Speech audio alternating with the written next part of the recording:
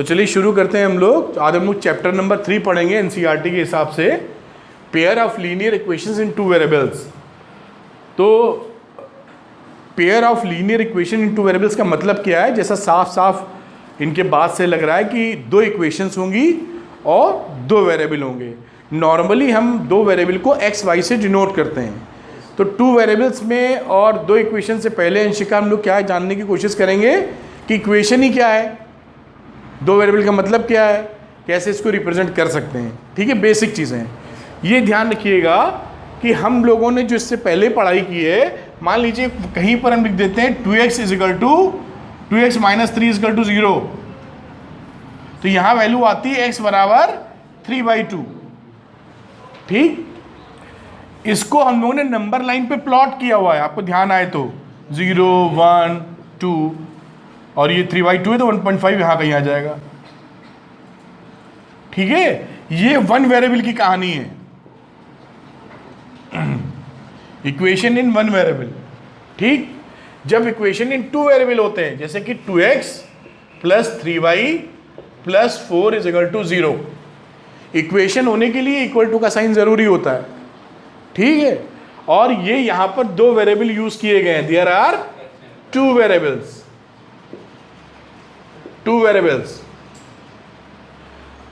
अभी pair of pair का मतलब जोड़ा ना, तो दो लीनियर इक्वेशन नहीं लिखी है, अभी सिंगल है। इसको लीनियर इक्वेशन क्यों कहते हैं? क्योंकि यहां एक्स एंड वाई की जो पावर्स हैं, पावर समझते हैं ना, powers of x and y are powers of x and y equal to, मतलब एक के बराबर होगी या फिर एक से कम होगी।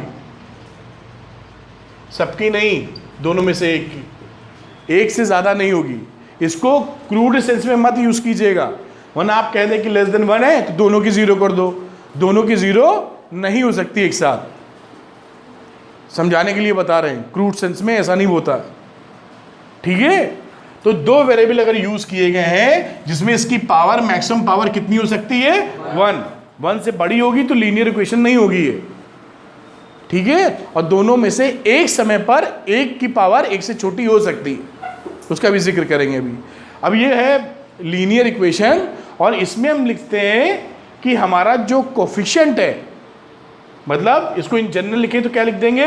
ax plus by plus c equal to 0। ये जनरल फॉर्म बोलते हैं इसको हम लोग, general form of linear equation. इस इक्वेशन में एक साथ एट ए टाइम हमारा a एंड b 0 एक साथ नहीं हो सकता। मतलब एक ही समय पर a और b दोनों 0 नहीं हो सकता, अलग अलग समय पर हो सकता है। a 0 हो सकता है लेकिन तब b 0 नहीं होगा, अगर b 0 है तो फिर a 0 नहीं होगा, दोनों एक साथ 0 नहीं होंगे। क्योंकि जैसे ही दोनों एक साथ आप 0 कर देंगे ये गायब हो जाएगा, c बचेगा। अगर a 0 और b 0 रख देंगे तो दोनों गायब हो जाएगा ना, तो c बचेगा, तो लीनियर इक्वेशन नहीं रह गई। फिर कुछ समझ पा रहे हैं क्या? तो इस बात को at a time a and b is equal to 0 not equal to 0 नहीं होना चाहिए। इसको ऐसे भी लिखते हैं इस कंडीशन को कि a square plus b square must not be equal to 0। क्योंकि देखिए अगर दोनों एक साथ होंगे तभी तो 0 होगा ये, वरना a या b में किसी की कोई वैल्यू आ गई तो 0 के बराबर नहीं रहेगा। तो दोनों एक साथ 0 ना हो, इसको इस तरह से भी रिप्रेजेंट किया जाता है। क्या ये समझ पाए हैं? है ना? क्यों सिद्धि नहीं समझी? यहां पर अगर a और b 0 रख दोगी तभी तो ये आंसर 0 आएगा, वरना इनमें से एक भी वैल्यू हुई, a स्क्वायर 0 और b की जगह हाफ भी आ गया तो भी ये 0 नहीं होगा उस समय। ठीक, तो ये लिखते नॉट इक्वल टू 0, यानी a एंड b एक साथ 0 ना हो। कुछ समझ में आया? ठीक, अब देखिए इसमें मजेदार बात क्या है कि अगर एक समय में किसी एक कोफिशिएंट की वैल्यू 0 हो जाए, सपोज करिए इसमें हम बात करें कि a 0 कर दें, y 0 कर दो, चलो if y is equal to 0, अलग अलग हो सकते हैं, a भी 0, एक साथ नहीं होने। ठीक, तो y की जगह आप देखें तो यहां पर अगर हम लिख दें if b is equal to 0 और a इजकल टू 0 नहीं है, ये तो हो ही सकता है ना, b इजकल टू 0 हो सकता है, a equal to not 0, b equal to 0 और b is not equal to 0, a is equal to 0, b is not equal to 0 and a is equal to 0। इन तीनों में ये हो सकता है, ये हो सकता है, ये नहीं हो सकता लीनियर इक्वेशन के लिए। ठीक है, तो मान लीजिए पहली कंडीशन ले ली हमने, ये वाली, जहां पर b 0 है, तो ये फॉर्मूला, ये इक्वेशन क्या बन जाएगी, ax प्लस c बराबर 0 बन जाएगी ना, y तो चला गया। ठीक, अब यहां पर मान लो हमने रख दी वैल्यू a की कितनी, 2x माइनस 3 बराबर 0, तो x बराबर आ जाएगा 3/2। यहां भी देखो x बराबर 3/2 आया था। लेकिन बात क्या खास है कि इसमें वन वेरिएबल में अगर ये लिखा होगा तो ये नंबर लाइन पे प्लॉट किया जाएगा, और ये अगर 2 वेरिएबल में होगा तो ये नंबर लाइन पे प्लॉट नहीं किया जाएगा, ये एक स्ट्रेट लाइन दिखाएगा। हमारी जो भी लीनियर इक्वेशंस होती हैं, लीनियर इक्वेशन इन 2 वेरिएबल्स, वो हमेशा ज्योमेट्रिकली स्ट्रेट लाइन शो करती हैं। सी ग्राफ जो बनाएंगे, फोटो जो बनाएंगे उसकी, वो हमेशा कैसी दिखेगी, स्ट्रेट लाइन। अब सवाल ये उठता है कि हमारे सामने अगर ये लिखा है और ये लिखा है, तो हम ये कैसे पहचानेंगे कि ये 2 वेरिएबल में है कि सिंगल वेरिएबल में। डायग्राम कौन सा बनाएं, नंबर लाइन वाला बनाएं कि ग्राफ वाला बनाएं।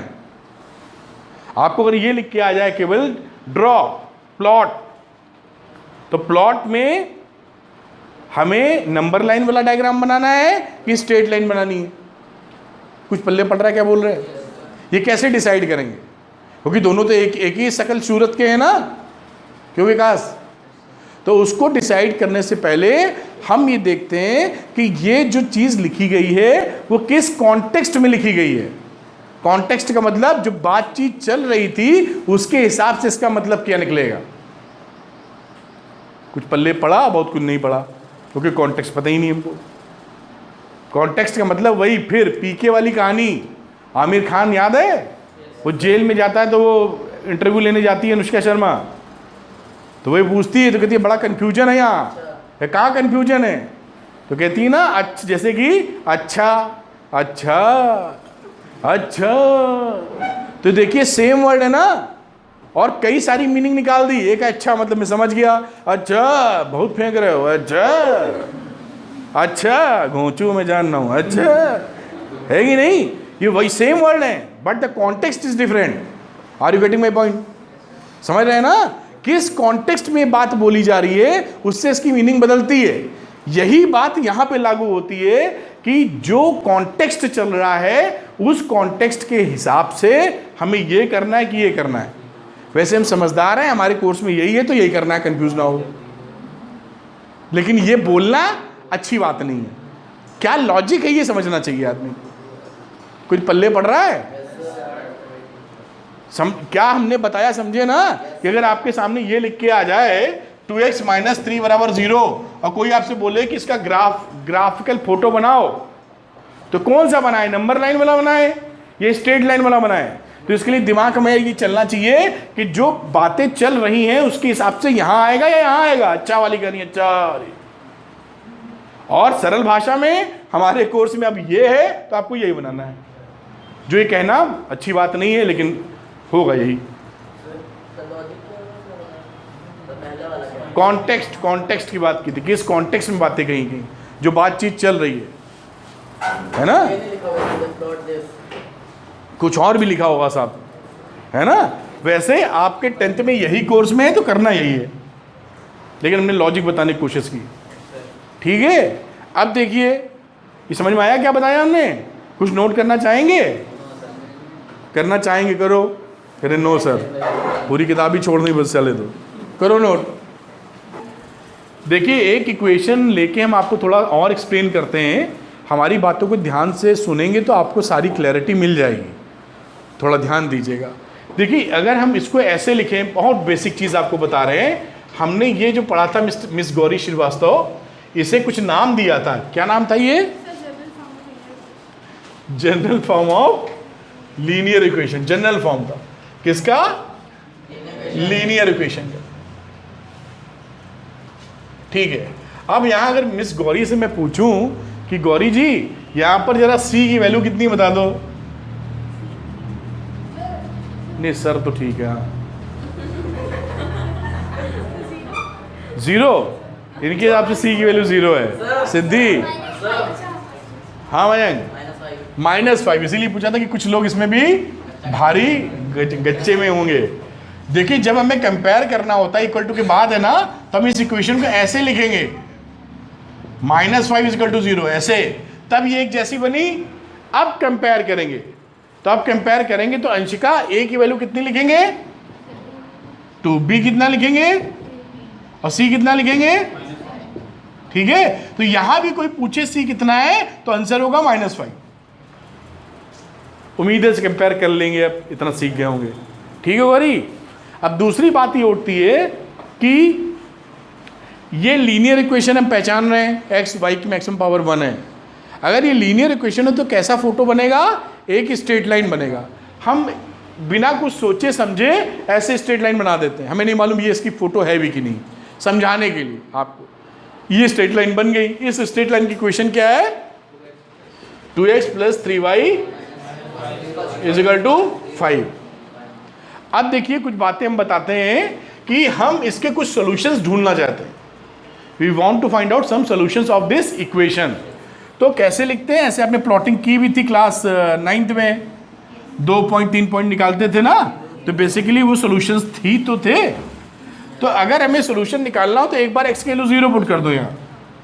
अगर 0 पुट करेंगे तो y कितना आ जाएगा, x की जगह 0 पुट किया तो ये खत्म हो गया, तो y = 5/3। y की जगह 0 पुट कर दो, y 0 पुट किया तो x की वैल्यू क्या आ गई 5/2, ठीक है। ये वैल्यू निकाल रहे हैं और ये जो निकल रहा है x y ना, यहाँ पे वैल्यू निकली x की कितनी, इसको लिख सकते हो 0,5/3, कोऑर्डिनेट पढ़े हुए 9th की, पहला x दूसरा y, इसको लिख सकते हो 5/2,0। ऐसे बहुत सारी या इनफाइनाइट नंबर ऑफ वैल्यूज निकल सकती है ना, कुछ भी रख दो x की जगह। जैसे x की जगह रख दिया हमने 1, रुक तो जाओ, अंशिका बताएगी y कितना आएगा। तो इस x की जगह हमने रख दिया 1, है ना अंशिका। तो अंशिका बोलो,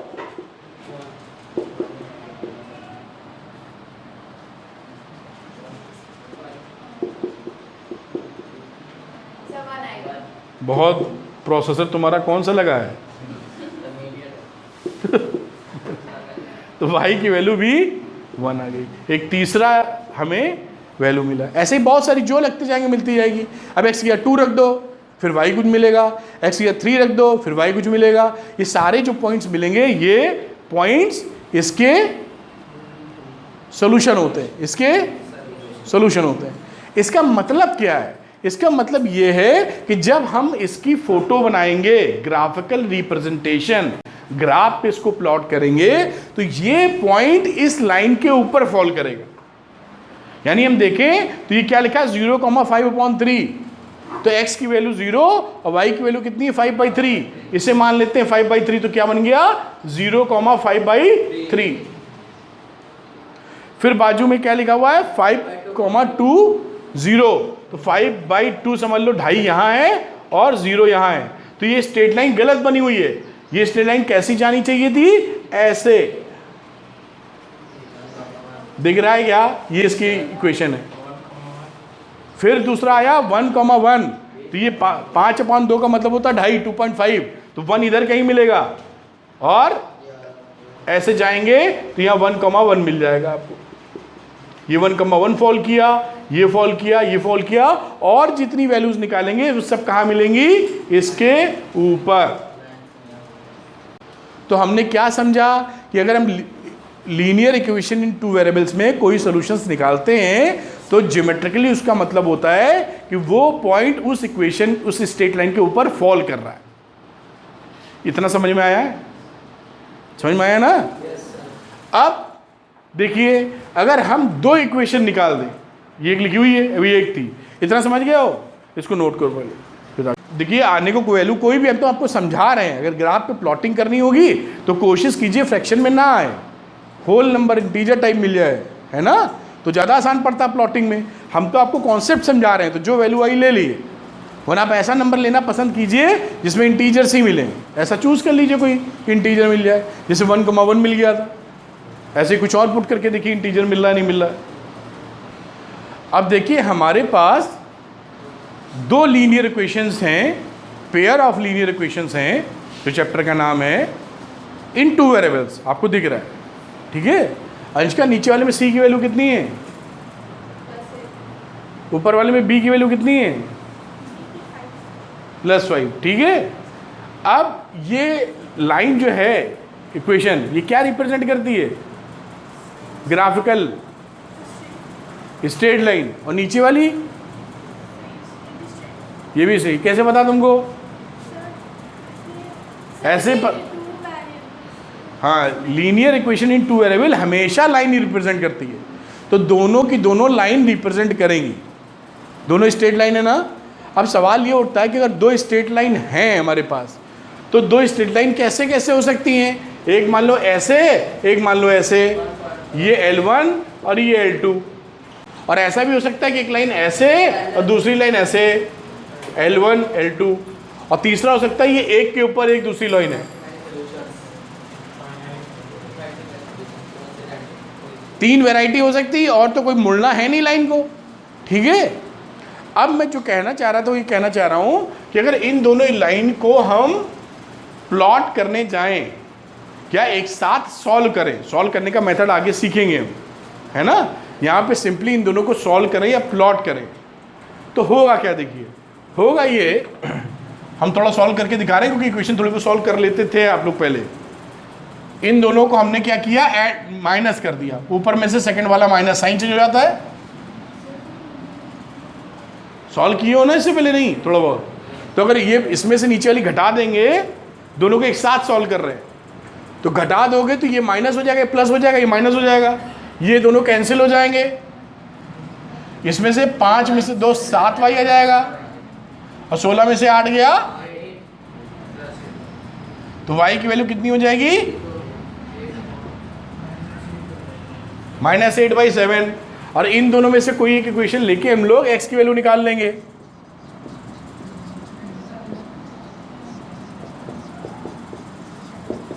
ऐसे करा। अब देखिए 9x और यहां कितना आ गया, -40/7 + 16 = 0। 9x एलसीएम ले लो, कितना 7 -40 और 16 × 7 कितना होता है, 112। तो 9x 112 में 40 चला गया, 72 प्लस का 72/7 = 0। तो x की वैल्यू क्या आ गई, ये मैंने ऐसे ही इक्वेशन लिखी है इसलिए थोड़ी सी वैल्यूज बहुत अच्छी देखने में नहीं लग रही। 9 8 × 72 -8/7, यही हुआ ना, ठीक। यानी इसकी वैल्यू क्या निकली, x = -8/7, y भी -8/7 आ गया है, दोनों इक्वल है ना। अब हमको ये मालूम है कि अगर ये -8/7 और -8/7 इसके पहले वाले में रख के देखो, समझना मेरी बात, 9 रखा -8/7, ये कौन सी लाइन है, L1 पहली वाली, और ये L2, तो L1 में रखा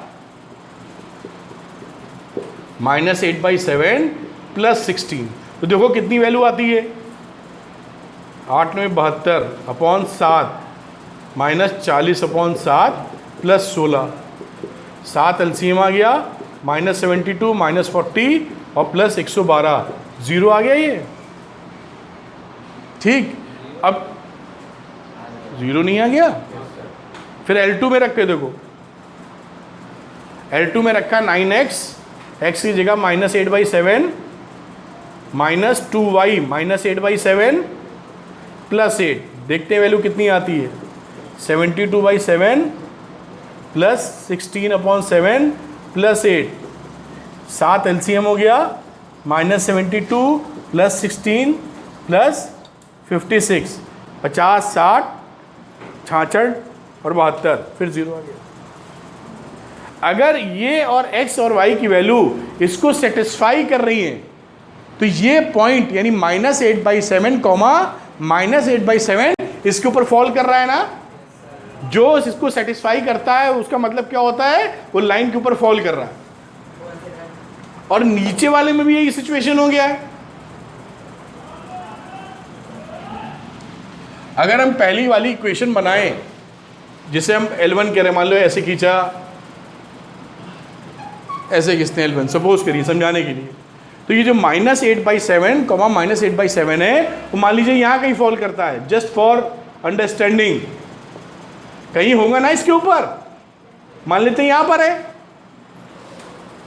कहीं तो होगा ये पॉइंट, मान लेते हैं यहाँ पर है। अब दूसरी जो स्ट्रेट लाइन बनानी है L2 वो भी इस पॉइंट से जाती है, हमने देखा है यहाँ पर जा रही है, तो वो पॉइंट इसके ऊपर होना चाहिए। यानी दूसरी जो स्ट्रेट लाइन वो कहीं से भी जाए लेकिन इस पॉइंट से होके जाएगी वो L2, चाहे वो ऐसी बने चाहे वो ऐसी बने, कैसी भी बने, लेकिन इस पॉइंट से होके जाएगी। जाएगी कि नहीं जाएगी? मतलब हुआ कि ये जो पॉइंट है वो दोनों लाइन के ऊपर फॉल कर रहा है, मतलब ये पॉइंट दोनों लाइन के ऊपर फॉल कर रहा है क्योंकि दोनों का ही सोल्यूशन है। इसलिए ये क्या वैल्यू निकली कि ये वो पॉइंट है जहां पर दोनों लाइनें आपस में इंटरसेक्ट करती हैं। ये कंक्लूड कर पाए हम लोग। अब क्या कंक्लूड कर पाए कि साइमल्टेनियसली सॉल्व करने के बाद जो पॉइंट्स आएंगे वो क्या बताएंगे, जहां पर दोनों लाइनें आपस में इंटरसेक्ट करती हैं। अगर करती हैं तो एक पॉइंट आएगा यूनिक सॉल्यूशन, अगर नहीं करती होंगी कोई सॉल्यूशन ना आए तो पैरेलल लाइन बच जाएंगी क्योंकि कभी कट ही नहीं कर रही, दोनों कोई सॉल्यूशन कॉमन है ही नहीं। और कभी ऐसा हो सकता है कि पूरी सेम हो। जैसे कैसे इसमें हो सकता है कि मान लीजिए कि क्वेश्चन लिखी 2x + 3y + 5 = 0 और इसी को 2 से मल्टीप्लाई कर दीजिए, 4x + 6y + 10 = 0। ये दोनों जो लाइनें हैं वो कैसी हैं? सेम लाइन है, overlapping lines, coincident lines. N1 L2 एक दूसरे के ऊपर है। कुछ समझ पा रहे हैं क्या? इसमें जो इसका सोल्यूशन होगा वही इसका सोल्यूशन होगा। रख के देख लो, रखना क्या, हर पॉइंट दोनों के ऊपर है। यहां पर केवल एक पॉइंट एक दूसरे के ऊपर है, बाकी कोई पॉइंट सेम नहीं है। कुछ समझ में आ रहा है कि नहीं? इस तीसरी वैरायटी क्या है कि इन दोनों में कोई भी सॉल्यूशन ना हो।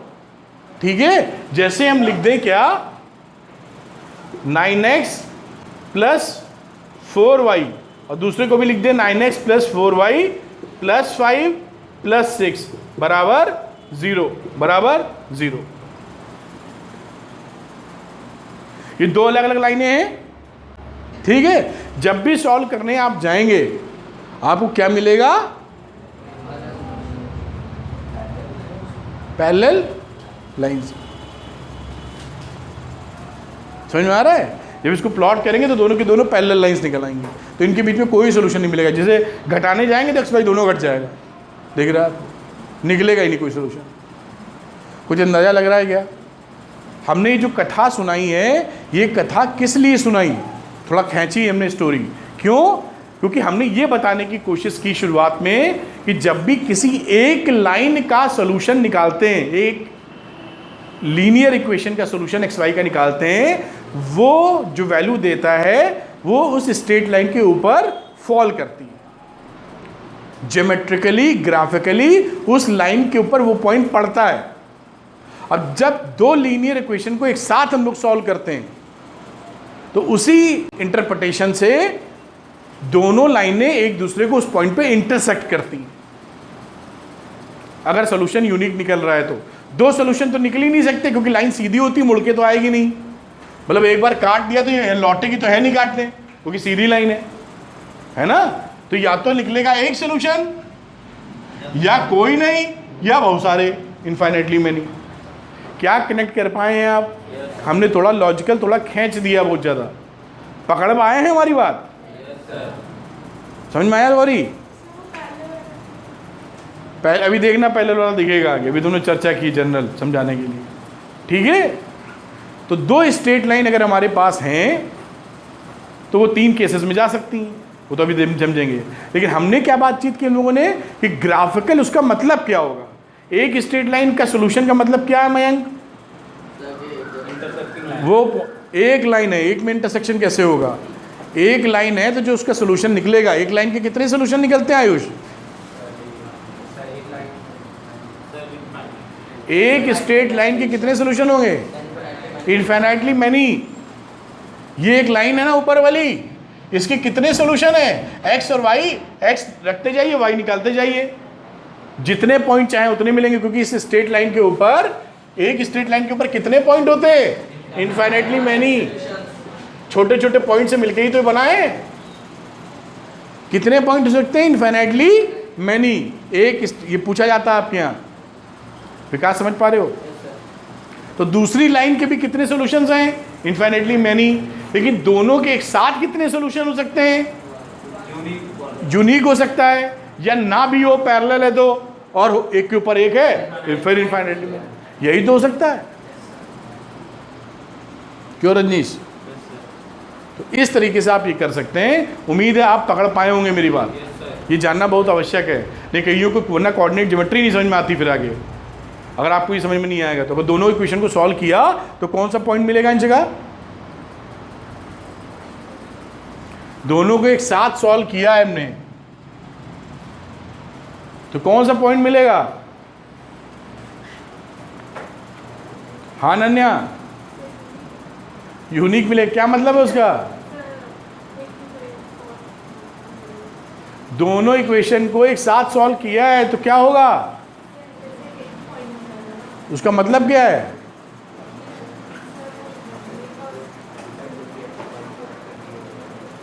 इतनी देर से मतलब ही तो दिखा रहे हैं ग्राफ के ऊपर तुमको। अद्रिका, दोनों लाइन उस पॉइंट पर इंटरसेक्ट कर रही हैं जो पॉइंट निकला है। यही तो बताने के लिए इतना हमने 15-20 मिनट आपके साथ बातचीत की, वरना कोई ज़रूरत ही नहीं थी। स्कूल में बात ही नहीं होगी इसकी, आगे बढ़ जाएगा वो। यही बताने की कोशिश की कि इसको कॉन्सेप्चुअली दिमाग में ले लें, ठीक है? 2 लाइन को आपस में साइमल्टेनियसली सॉल्व करेंगे तो जो एक्स वाई की वैल्यू आएगी वो ये बताएगी कि ये दोनों लाइनें आपस में इस पॉइंट पर इंटरसेक्ट कर रही हैं। इंटरसेक्ट मतलब एक दूसरे में वो पॉइंट कॉमन है, ऐसे ही इंटरसेक्शन होता है। ठीक है क्या? समझिए नन्या? नहीं समझी ना? समझी? हाँ कि ना?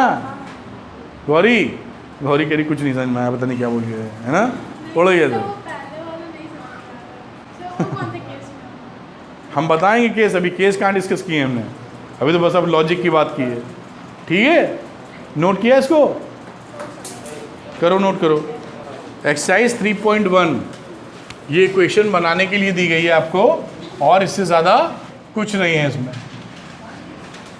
ठीक, तो पहला क्या है? आप एक्सरसाइज 1 में पहले क्वेश्चन में, Aftab tales his daughter 7 years ago, 7 साल पहले, शुरू होगा फिर ये, I was 7 times as old as you। Present age लेते हैं अभी हम लोग, इसको ऐसे लिखो, present age of Aftab, present age of his daughter. इसकी x ईयर्स मान लो और इसकी y ईयर्स मान लिया। अब लिखा 7 years ago, तो 7 years ago यानी 7 साल पहले। अभी अगर आप 15 साल के हैं तो 7 साल पहले कितने साल की थी? तुम्हारे हर चीज़ में बोलना जरूरी है, ये इसको अपनी उम्र नहीं बता पाएगी है। क्या तुम लोग कुछ कोल्ड ड्रिंक पी के आते हो क्या? हैं? तो अगर अभी 50, अभी डाउट हो गया। हाँ कैसे माइनस कर दिया आपने? अगर किसी की भी एज 15 साल है, कोई पूछे 5 साल पहले कितने साल के थे, तो 15 में 5 घटा देते हैं। अगर कोई पूछे कि 16 साल पहले कितने के थे तो क्या होगा? 15 ही के हैं, तो 16 साल पहले पता नहीं कहाँ थे, है ना। तो अगर लिखा 7 years ago, तो जो एज होगी आफ्ताब की 7 साल पहले वो कितनी होगी? अभी x है तो पहले 7 होगी, जैसे आपने अपनी उम्र में घटा दिया। और प्रेजेंट एज डॉटर की कितनी हो जाएगी? 7 साल पहले y - 7। अभी कह रहा है 7 साल पहले, अब क्या कथा कह रहा है? कह रहा I was 7 times as old as you were। 7 साल पहले मैं, यानी आफ्ताब जी 7 गुना ज़्यादा एज में थे अपनी डॉटर से। बन गई इक्वेशन। ये उम्र है आफ्ताब जी की, ये आफ्ताब की डॉटर की, और 7 टाइम्स थे तो 7 से मल्टीप्लाई कर दिया, तो ये बन गया x - 7 = 7y - 49, यानी x - 7y - 7 + 49, तो x - 7y + 42 = 0। ये बनी इक्वेशन है। अब आगे क्या बोलता है? And also 3 years from now, यानी 3 साल बाद, तो आफ्टर 3 years, तो अभी ये x के हैं, तो 3 साल बाद आफ्ताब कितने के हो जाएंगे? x + 3। अभी आप 15 साल के हैं, तो 3 साल बाद कितने के हो जाएंगे? 18 के। कौन है? डॉटर कितने साल की हो जाएगी? y + 3। उस समय क्या कहानी है? I shall be 3 times, Aftab जी 3 गुना ज़्यादा एज में होंगे अपनी डॉटर से, तो x + 3 must be equal to 3 times y + 3, 3 गुना ज़्यादा। Represent this situation algebraically and graphically. तो एल्जेब्रिकली ये ऊपर वाली रिप्रेजेंट हुई और नीचे वाले का प्रोसेस चल रहा है भाई। 3y + 9, तो x - 3y, उसको उधर ले जाओगे तो -6 = 0। तो ये एल्जेब्रा, ऐसे बोलते हैं, एल्जेब्रिकली रिप्रेजेंट कर दिया। अब इसको ग्राफिकली क्या होगा? इसका डायग्राम बनाना पड़ेगा। तो ग्राफ बनाने के लिए शिवेन हमें कम से कम 2 पॉइंट निकालने पड़ते हैं, तो इसके 2 पॉइंट निकाल लो। कौन से 2 पॉइंट? इसके लिए टेबल बनाओ ऐसे, है ना शिवेन? फिर क्या करें शिवेन? y के लिए 0 कर देते हैं। y 0 करोगे तो x कितना आ जाएगा? अरे हो जाएगा तो हो जाएगा, क्या करेंगे? -42। फिर x 0 कर दो, x तो कर, x 0 कर दिया तो 6, ठीक। और छोटा करना चाहो तो यहाँ x की कुछ ऐसी वैल्यू रख सकते हो जो 7 के मल्टीपल में घटा दे इसको। देखिए चालाकी कर सकते हैं ना आप, x की वैल्यू या 7 में बढ़ा दें, तो 7 रख दो x की अगर 7 रख दोगे तो y कितना आ जाएगा? 47 7 7 आ जाएगा। मिल गया पॉइंट? अब इसको रिप्रेजेंट करना हो तो इन दोनों को पकड़ लेते हैं, आसान है, बाकी बना किसी से भी सकते हैं आप। समझ पाएं क्या? तो 0,6, 0x और 6 यहाँ आ गया। फिर 7,7, तो ये चले 7,7 इधर आया और 7 दूसरा यहाँ कहीं आ जाएगा। ये 6 इससे थोड़ा ऊपर, और ये बन गई स्ट्रेट लाइन। दिख रही है ये वाली? ये केस L1 अगर है तो ये L1 बन गया। दूसरा वाला देखिए, x - 3y, इसमें भी बना लीजिए ऐसे।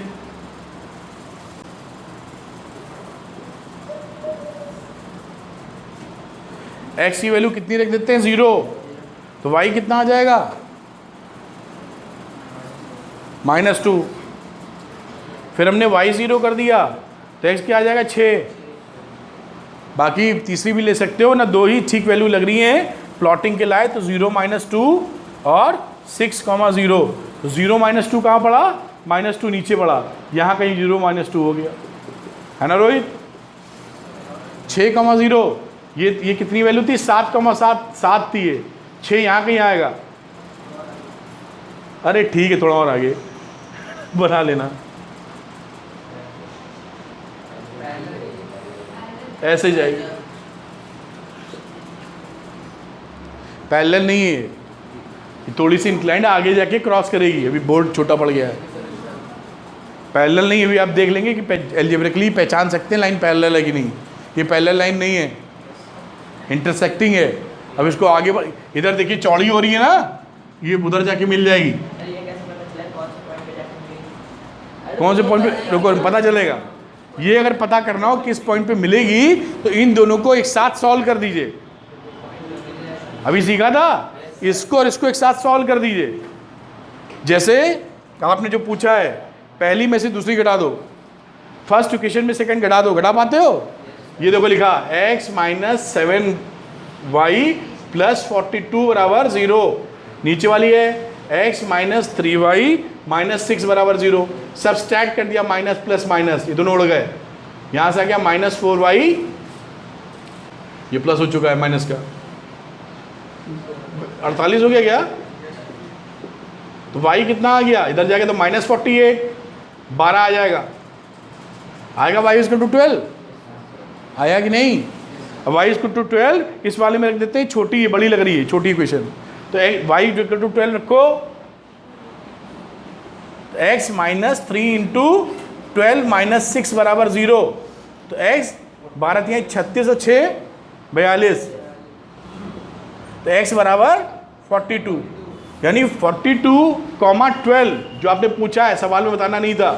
42,12 पे ये दोनों मिल जाएंगी। ये भी 7 पे हो, 6 पे हो, ये भी 42 दूर आ जाएगा, वहाँ जाओगे तो दोनों मिल जाएंगे। और उसकी वैल्यू क्या होगी? ये 6 है 12 के आसपास। 6 से प्लॉटिंग नहीं है, सही करोगे 6 12 मिल जाएगी। तो आपने ये पॉइंट निकाल दिया कि दोनों का इंटरसेक्ट, दोनों का मिलन कहाँ होगा, दोनों इंटरसेक्ट कहाँ होंगी? नहीं मिलेगी कभी। पहले लाइन रेल की पटरियाँ होती हैं, मालूम है? नहीं मालूम है? अगर रेल की पटरी मिल गई तो ट्रेन भगवान को प्यारी हो जाती तुरंत। वो रेल की पटरियाँ नहीं मिलती। नदी के दो किनारे मिल जाए तो क्या होगा? नदी रहेगी नहीं, पानी कहाँ जाएगा फिर? बाढ़ बन के घर में, है ना? तो ये क्वेश्चन नहीं पूछा था जो आपने पूछा है, आपने पूछा इसलिए हमने बताया। क्वेश्चन में केवल इतना पूछा था, एल्जेब्रिकली बताइए और इसको प्लॉट कीजिए। अब आपके मन में ख्याल आ गया मिलेगी कहाँ, तो दोनों को सॉल्व कर दीजिए, जहाँ मिलेगी निकल आएगा। और बाय द वे सॉल्व करने पर कोई वैल्यू नहीं मिल रही है तो कहीं नहीं मिलेगी पैरेलल, वो हम देखेंगे सिचुएशन। दो पेयर ऑफ लीनियर इक्वेशन में 3 सिचुएशंस ही हो सकती हैं। एक ये जो हुई यूनिक इंटरसेक्शन, या पैरेलल कोई इंटरसेक्शन नहीं, या एक के ऊपर एक इनफाइनाइटली मैनी इंटरसेक्शंस, एक के ऊपर एक है। ठीक है, तो आज के लिए यहीं रुकते हैं हम लोग, नेक्स्ट पे इसकी आगे की चर्चा करेंगे। Thank you.